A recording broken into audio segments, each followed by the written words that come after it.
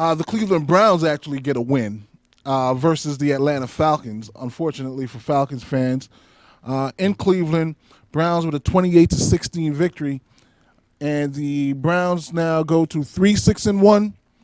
They've won 3 times more games. There is no 3 times 0.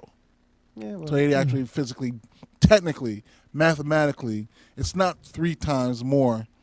It's something else that I don't know. I'm with you though. Right. I know. Right. I know, You get I know what you meant. You get we me. here. Yeah. Yes. but Baker Mayfield in this game had an efficient 17 for 20 in passing, 216 yards and 3 TDs.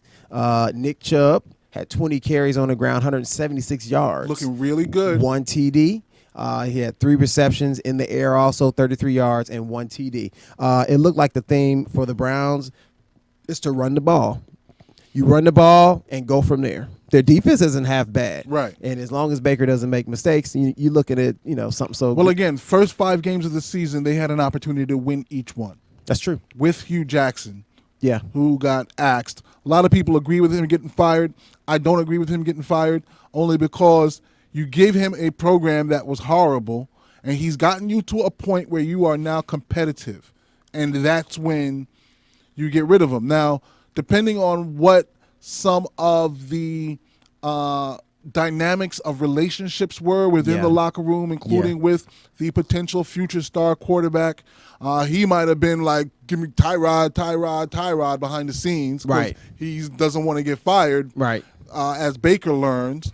But, we don't know what that is, but I feel it's unfair that he gets fired after his team in the first quarter of the season played so well. They weren't getting the W's, but they were playing well, and they were clearly developed way beyond what they were last year and previous seasons. I feel you on that, but again, it boils down to wins, and I feel like there were some games, not only did they lose, they didn't finish well. Right. Like there were just some things like, I started to think like, man, they got to learn how to close. Exactly. Exactly, And so, but that's part of the process. Right. That's But I part of guess the they weren't process. patient enough for that. And part of the process for him learning.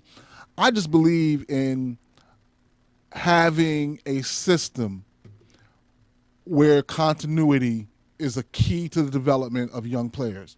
And to continually cycle in coaches, coordinators, position coaches usually serves as a setback, especially to young quarterbacks and offensive linemen, because those are really the brains of the football team, where it's a constant change in language, a constant change in system, and it sets them all back.